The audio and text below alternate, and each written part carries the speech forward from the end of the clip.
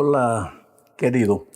Antes de comenzar con el estudio de la lección, voy a responder una pregunta. ¿Por qué nacen niños con problemas? En otras palabras, ¿por qué sufren los inocentes? En cierta ocasión Jesús y sus discípulos estaban caminando y vieron a un hombre ciego de nacimiento, un sufridor, una persona inocente que no habían hecho nada para nacer ciego. Pero los discípulos le preguntaron a Jesús, ¿quién pecó, este o sus padres, para que naciese ciego? La respuesta del Señor Jesucristo es interesante.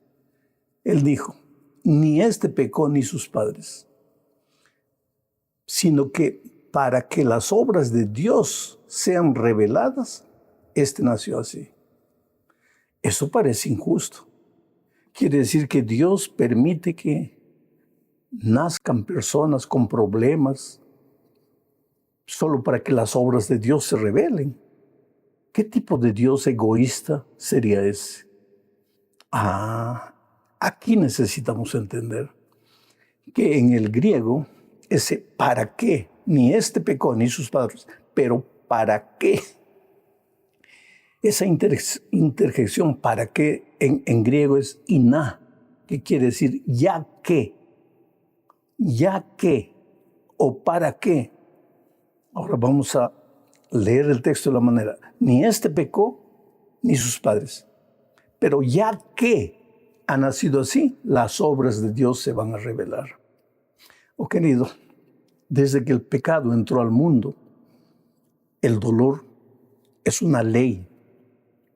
Sufren los grandes, los pequeños, los culpables, los inocentes, los hombres, las mujeres, los niños, los ancianos. El dolor es inevitable, pero ya que el dolor es inevitable, mientras Cristo no vuelva, porque cuando Cristo vuelva acabará el dolor, ya que mientras estamos en este mundo, ya que el dolor es inevitable, las obras de Dios serán manifestadas. Esto es maravilloso. Dios no es culpable del sufrimiento. El pecado entró por causa nuestra. Hoy peregrinamos en este mundo de dolor, pero nos resta la esperanza de que Jesús viene para colocarle un punto final al dolor en este mundo. Ahora sí vamos a la lección número 13 para el 29 de junio del año 2024. Esta es la última lección. La próxima semana entramos al estudio del Evangelio de San Marcos, un nuevo trimestre. Pero la última lección de este trimestre tiene como título El triunfo del amor. Y el propósito de este estudio es mostrar que finalmente, después de una larga lucha, de un largo conflicto, finalmente el amor de Dios vencerá. Finalmente el dolor tendrá fin. Finalmente entraremos al reino de los cielos con el Señor Jesucristo. Hablemos del primer subtítulo, Esperanza en tiempos difíciles. Mira, aquí vamos a hablar del fin del tiempo de gracia y de la angustia de Jacob. Te digo una cosa, Dios es amor. Si dependiese de Dios, todos los seres humanos se salvarían. Pero no depende solo de Dios. Dios ha hecho todo lo que era necesario hacer para salvar al ser humano. Pero como Dios creó al hombre libre, no lo puede forzar, no le puede obligar a aceptar la salvación. Y por más que el plan de redención se haya cumplido, todo se haya realizado para nuestra salvación, si nosotros no queremos, pues la salvación no tiene ningún valor para nosotros.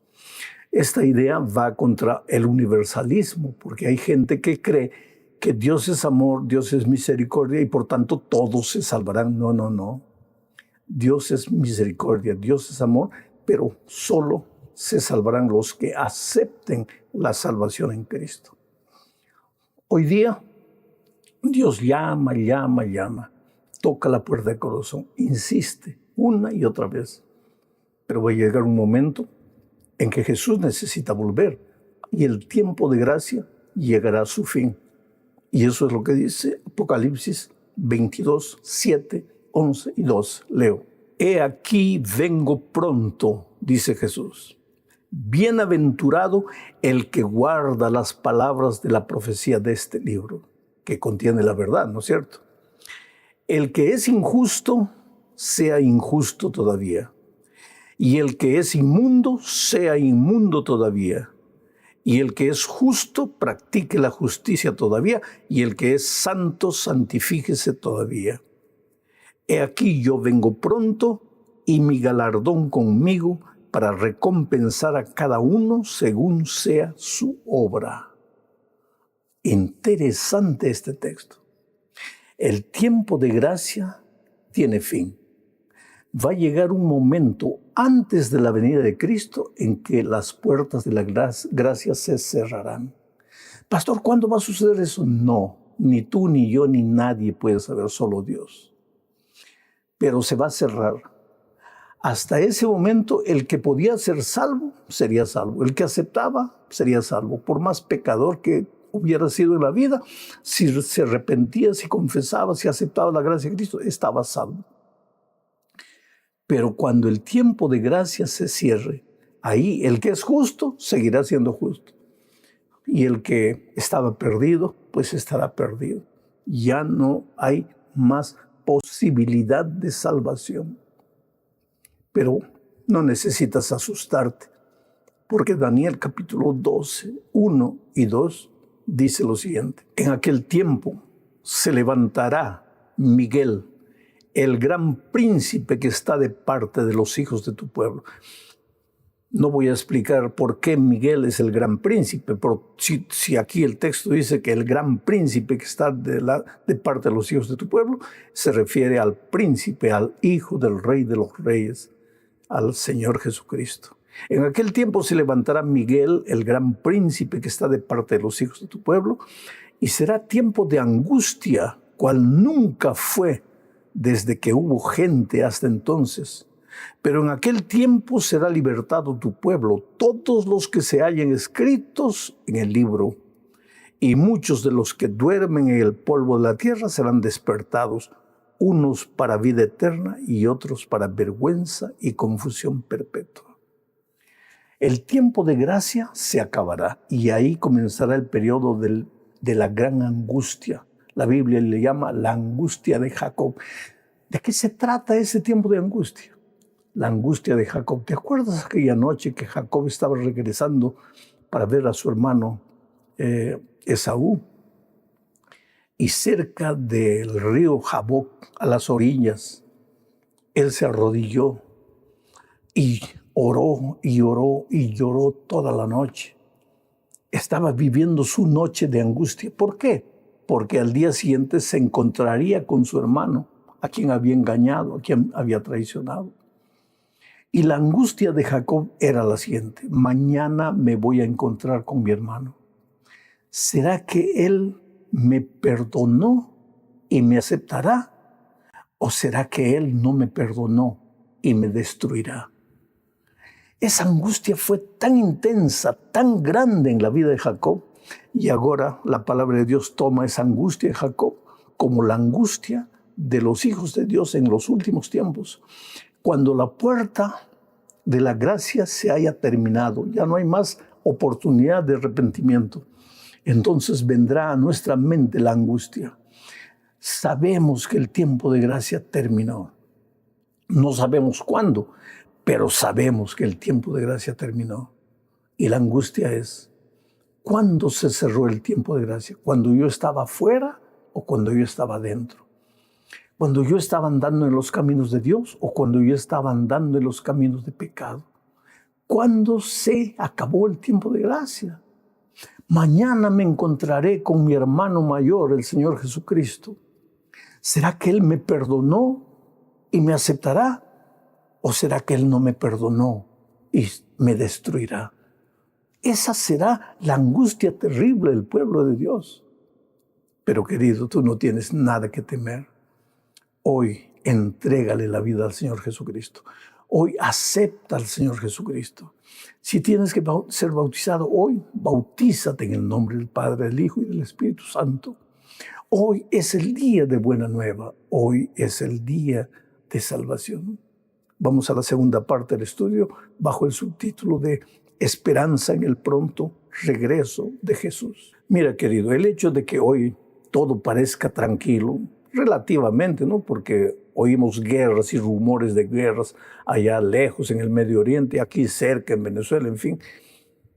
Pero el hecho de que aparentemente todo está tranquilo no quiere decir que Jesús se olvidó de nosotros y que Jesús no volverá. El hecho de que la violencia, la miseria, la traición proliferan no quiere decir que Jesús no volverá. El hecho de que muchos vivan como si Dios no existiera, dando rienda suelta a sus instintos, a sus impulsos carnales, no quiere decir que Jesús no volverá. Uno de cada 25 versículos del Nuevo Testamento habla de la venida de Jesús. La venida de Jesús no es una teoría, no es una vana esperanza, es una realidad. Cristo va a venir cuando en la agenda divina llegue el día y la hora de la venida de Cristo. Él vendrá para ponerle un punto final a la historia del pecado. Por eso Juan 14, 1 al 3 contiene las palabras del propio Señor Jesucristo que dijo: no se turbe vuestro corazón. ¿Creéis en Dios? Creed también en mí. En la casa de mi Padre muchas moradas hay. Si así no fuera, yo os lo hubiera dicho. Voy pues a preparar lugar para vosotros, y si me fuere y os prepararé el lugar, vendré otra vez y os tomaré a mí mismo, para que donde yo estoy, vosotros también estéis. De esta promesa maravillosa que el propio Señor Jesucristo hizo, Él dijo: vendré otra vez. Y Dios no es hombre para que mienta, ni hijo de hombre para que cambie su opinión. Dios es Dios. El Señor Jesucristo es Dios, uno con el Padre y con el Espíritu. Y Él dijo: vendré otra vez, y puedes creer que el Señor Jesucristo vendrá. Aunque los seres humanos hoy día, muchos se burlen, se ríen de la bendita esperanza de la vuelta de Cristo, Él vendrá. Y a sus hijos, a los que creen en su palabra, Él les dice: no se turbe vuestro corazón. En otras palabras, no os entristezcáis, no os desesperéis, aunque veáis el pecado multiplicándose, aunque veáis que el mundo parece que se va a desaparecer solo, no temáis, porque yo volveré. ¿Y qué es lo que Tito 2, 11 al 14 dice? Leo: porque la gracia de Dios se ha manifestado para salvación a todos los hombres, la gracia de Dios, enseñándonos que renunciando a la impiedad y a los deseos mundanos, vivamos en este siglo sobria y justa y piadosamente. Quiere decir que la gracia de Dios no hace que vivamos como querramos, sino que la gracia de Dios nos enseña que renunciando a la impiedad y a los deseos mundanos, vivamos en este siglo sobria, justa y piadosamente, aguardando la esperanza bienaventurada y la manifestación gloriosa de nuestro gran Dios y Salvador Jesucristo, quien se dio a sí mismo por nosotros para redimirnos de toda iniquidad y purificar para sí un pueblo propio, celoso de buenas obras. ¿Qué dice Pablo en la carta a Tito? Dice que la gracia del Señor Jesucristo se manifestó, colocó en nuestro corazón la esperanza de su venida, de su segunda venida. La gracia del Señor Jesucristo nos enseña a vivir sin mancha en este mundo. Y dice que la gracia del Señor Jesucristo visa preparar un pueblo para encontrarse con Cristo, pero un pueblo celoso de buenas obras. ¿Tú ves de qué manera maravillosa Pablo une la gracia y las obras? Somos salvos por la gracia para preparar un pueblo deseoso de buenas obras. Las obras tienen un lugar en la vida del cristiano. Las obras no salvan, la gracia salva. Pero si la gracia te salvó, vas a producir buenas obras. Vas a seguir en obediencia a los 10 mandamientos de Dios. Vamos a la tercera parte. Aquí se habla del milenio en la tierra. ¿Qué sucederá cuando Jesús regrese? Veamos lo que dice Apocalipsis 20, 1 al 3. Vi a un ángel que descendía del cielo con la llave del abismo y una gran cadena en la mano, y prendió al dragón, la serpiente antigua, que es el diablo y Satanás, y lo ató por 1000 años y lo arrojó al abismo y lo encerró y puso su sello sobre él para que no engañase más a las naciones hasta que fuesen cumplidos 1000 años. Después de esto debe ser desatado por un poco de tiempo. Cuando Cristo venga, los muertos en Cristo resucitarán. Luego los vivos se unirán a los resucitados e iremos con el Señor Jesucristo por 1000 años. Los que no creyeron en Jesús serán muertos con el resplandor de su venida. Y los que ya estaban muertos sin creer en Jesús permanecerán muertos. Nosotros iremos al cielo con Jesús por un periodo de 1000 años. ¿Y a qué nos dedicaremos? ¿Cuál será nuestro trabajo? Esta es la cuarta parte de nuestro estudio bajo el subtítulo del juicio en el milenio. Mira lo que dice Apocalipsis 20, 4 y 6. Y vi tronos, y se sentaron sobre ellos los que recibieron facultad de juzgar.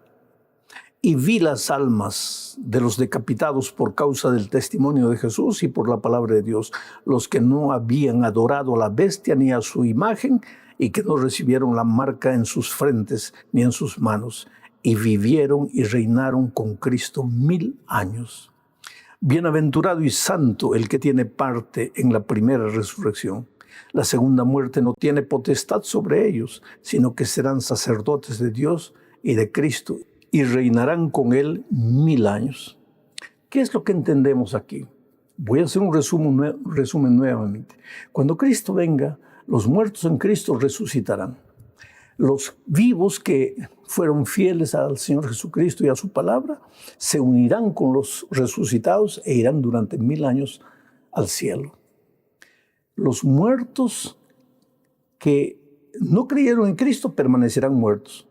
Y los vivos que no creyeron en Cristo morirán con el resplendor de su venida. El diablo prácticamente estará preso por las circunstancias. No tendrá a quién engañar, no tendrá a quién seducir. Estará preso no con cadenas, sino preso por las circunstancias. La tierra desolada, vacía. ¿Y qué harán los redimidos en el cielo? El texto bíblico que acabo de leer dice que se abrirán los libros y ellos revisarán. ¿Por qué?